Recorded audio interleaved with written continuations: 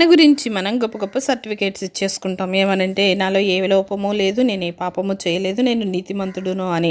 కానీ బైబిల్ సెలవిస్తూ ఉంది, పాపము చేయ ప్రతివాడు పాపమునకు దాసుడు. అయ్యో నేను ఏ పాపము చేయలేదు అనుకుంటే సరిపోదు. నా తల్లి నన్ను పాపంలోనే గర్భము దాల్చింది, నేను పాపంలోనే జన్మించానని భక్తుడు సెలవిస్తున్నాడు. ఏ భేదమును లేదు, అందరూ పాపం చేశారని బైబిల్ సెలవిస్తూ ఉంది. నేను నీతిమంతుడిని, నాలో ఏ లోపము లేదు అనుకుంటే పొరపాటు. ఎదుటి వారి లోపాలు వెతుకుతూ ఉంటాం మనం నీతిమంతుల్లాగా. ఎందుకంటే నీ కంటిలో పెద్ద దూలం పెట్టుకుని ఎదుటివారి కంటిలో చిన్న నలుసు వెతుకుతున్నావు అని ప్రభు సెలవిస్తూ ఉన్నారు. మన నీతి ఆయన ఎదుట ఎలా ఉందంటే ఒక మురికి గుడ్డ వలె ఉంది. ప్రభు సెలవిస్తున్నారు, నాలో పాపం ఉందని మీలో ఎవరైనా నిరూపించగలరా అని.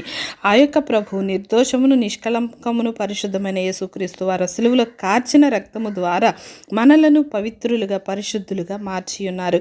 క్రీస్తు పరిశుద్ధులుగా మార్చడమే కాదు, మనల్ని స్వతంత్రులుగా చేశారు. ఇంకా మీ శరీరం అందు పాపమును